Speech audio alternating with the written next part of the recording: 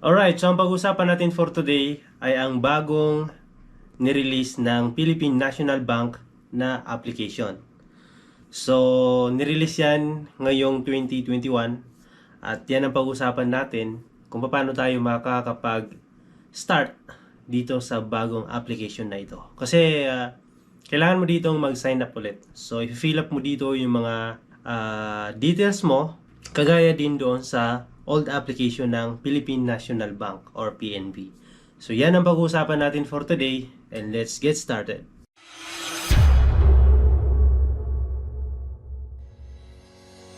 Alright, and welcome back to my channel, and this is James Latip, at maghatid na naman tayo ng isang tutorial na kung saan ay makakapagbigay sa inyo ng konting idea at information.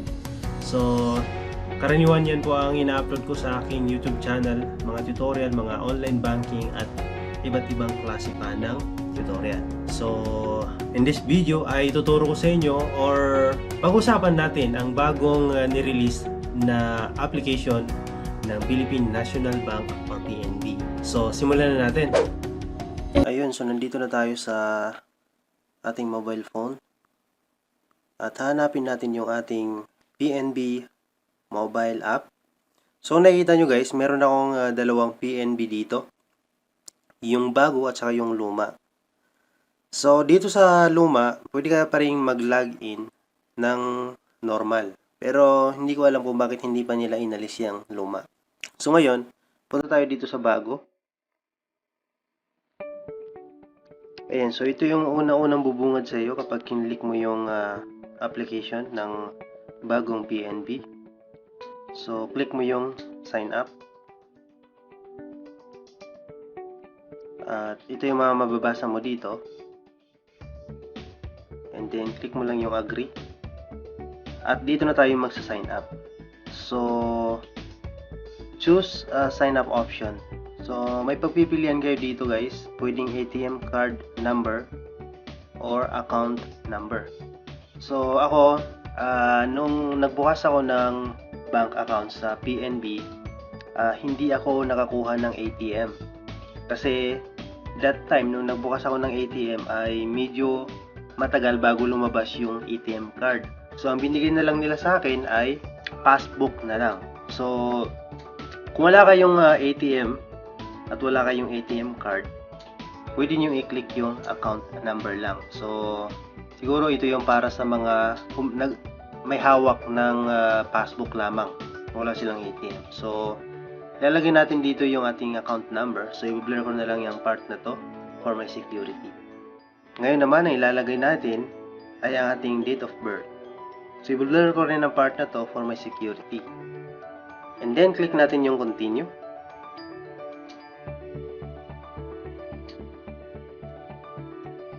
Online activation code. Your online activation code with the reference number. Ayun, so magpapadala pala sila ng isang code doon sa inyong Gmail account. So, kailangan nating buksan yung ating Gmail account at para makuha natin yung code na isinend nila doon. So, make sure na kapag ginawa nyo to ay konektado yung inyong internet banking sa PNB sa inyong Gmail account. Okay?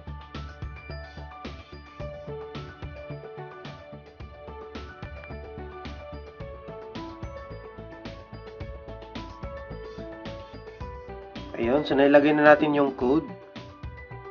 One-time PIN.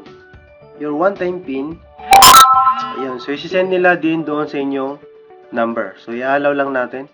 So, make sure din guys na konektado yung inyong PNB, internet banking, or mobile banking sa inyong number. Okay? So, click natin yung confirm. At dito, magka-create na tayo ng ating username at saka password. So, i-blur ko na lang yung part dito for my security. Ayun, so siguro i-skip ko muna ang part na to for my security kasi hindi niya tinatanggap yung mga nilalagay ko dito. Ayun, so nandito na tayo ngayon sa security. At successful na yung paglagay natin ng username at saka password natin. At ngayon, maglalagay tayo ng security. So, enable natin yung fingerprint.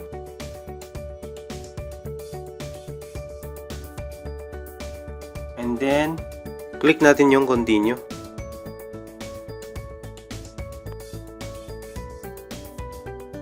And then, view my dashboard.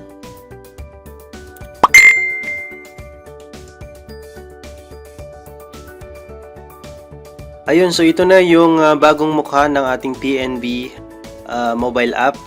So, titingnan natin kung ano nandito sa bagong app na to. So, dito sa baba, makikita mo dyan Home, My Accounts, Transfer, Pay Bills, and more. So, click natin yung My Accounts. Ayan, so nakikita na dyan yung OFW savings, and then PHP, and then available balance. At I think may logo siya ng Mastercard. Click natin yung transfer. At dito sa bagong app nila ay marami tayong option na magagamit. Hindi ko alam kung para saan ito or paano ito ginagamit. So siguro in the futures na mga upload natin about PNB ay malalaman natin kung ano yung mga bagong feature na nandito sa bagong application ng PNB Mobile Banking.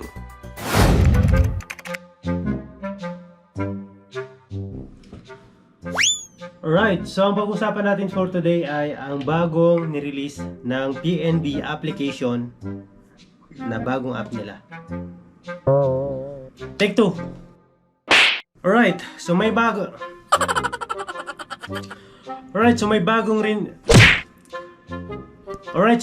nirelease ang PNB application na new app.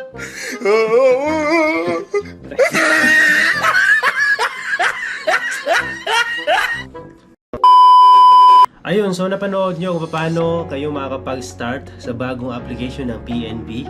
At kung nakatulong sa inyo at nagkaroon kayo ng konting idea sa video ito, please paki-hit naman yung like button. At kung hindi ka pa nakapag-subscribe sa aking YouTube channel, please paki-subscribe mo na yan. At gagawa pa tayo ng maraming mga tutorial at information na pwedeng makatulong sa inyo. Okay, so again, this is Latip and welcome to my channel.